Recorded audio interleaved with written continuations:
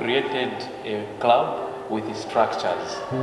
Then after coming up with a structure, we have also co-opted other schools as members, so trying to roll it out.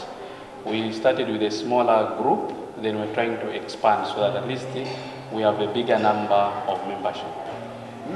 I think this time around we are more interactive and engaging as opposed to just be the deliverer of information, but we've also asked the learners and our club members to do the research and then present their issues and then also give us their experiences where they are free to share. Most of these learners come from diverse homes. You know, the backgrounds are different. Some of them are coming from places where they are kept by their uncles, they are kept by relatives, and not really their biological parents.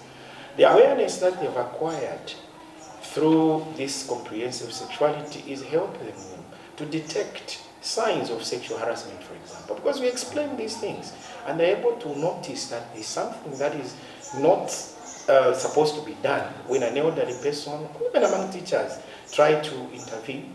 We have made sure that there's an open visits to the guidance and counseling teacher, and of course ourselves as coordinators of this activity in school, so that they are able to share even those issues that they were not able to share. In other words, we have broken the barrier.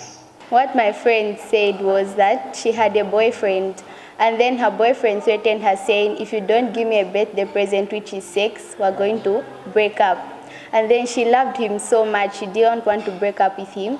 So she gave him what he wanted and he left her. So she's planning on reporting him after she joined this club. She's really been open about it and really wants to report him. So far, we're able to see some behavioral change. The information that is shared amongst themselves, we're able to tell that through our meetings, our learners have acquired a lot of information. We can even see some confidence from those that didn't have confidence. Of course, we cannot just come out and say it's as a result of what we've done, but we are positive that it has contributed to their confidence. In these clubs, we incorporate programs like drama, where the children can act, children can do poetry, to go and even educate others out there. It would actually carry a lot of weight. Sometimes just posters themselves may not actually help. You see that learners now, for instance, the topics, of course, I know the topics that we've talked about, sexuality, we have talked about sex anatomy, we have talked about relationships. We see that our learners are becoming very responsive. At the moment, the challenges that we are facing, of course, we know the COVID-19, so time. You know, this, we have a club, of course, but time is a challenge. Then the other thing, you know, our curriculum is bulk. So to fuse in certain topics, it becomes a challenge. You know, people are talking about you finishing the actual syllabus that is there, and then incorporating these things. So you find that we are racing against time. The being the motherboard, well, they can support us if there are any posters that are available. Of course, the NDEKE has supported us with a lot of materials. May I be quick to mention? We have booklets, we have information. So those, if they can print out posters, you know, we would really be grateful, because then these things will be available. And of course, some of these manuals, just print them out in numbers, and then we share amongst our learners and teachers. Yeah, thank you. First of all, the ministry has come up with a document which is the syllabus for the comprehensive sexuality education. This is a complete document which runs from grade 5 up to grade 12. One important aspect is that this document is not taken as a syllabus for a standalone subject. It is done in bits, so to speak. You don't have it completely given by a certain teacher. These are cross-cutting issues. The general overview is that we've had issues. Some churches have not really understood it, therefore they have not accepted it. So we have some issues pertaining to the implementation, because there are people that are pulling this side, others are pulling this side.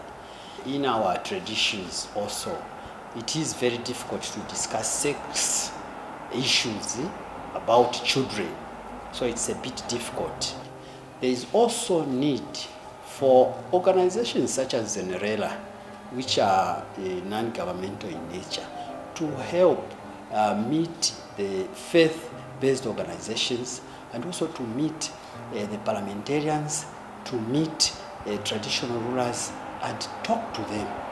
Teachers have good platform.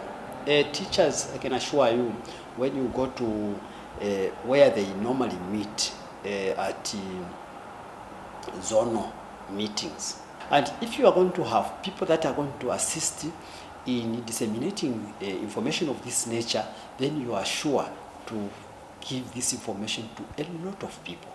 That is the beauty of meeting teachers in zonal meetings. Let us work on the policy, because that is important. No matter what we try to do, if government does not support this activity, then we are failing. The next thing that we should work on is capacity build more and more individuals that can share this information. We are now at school level. We have the tertiary institutions that may have a void in terms of this information. We spread it up to there. So that when those teachers are trained to come in schools, they will have the information. This program should not end. We have seen a lot of programs that come this way. They come, they create a very good impact. After a few years or so, they die a natural death. This program should continue. Now, we streamline it to even small ones. Great. You know, we are talking about age appropriate, isn't it? This is a pilot school. But there are many schools within our community that we are trying to bring along to this activity. So we feel that we need to go on with this program, and we need to extend the umbrella of this activity to cover as many schools as possible. Why?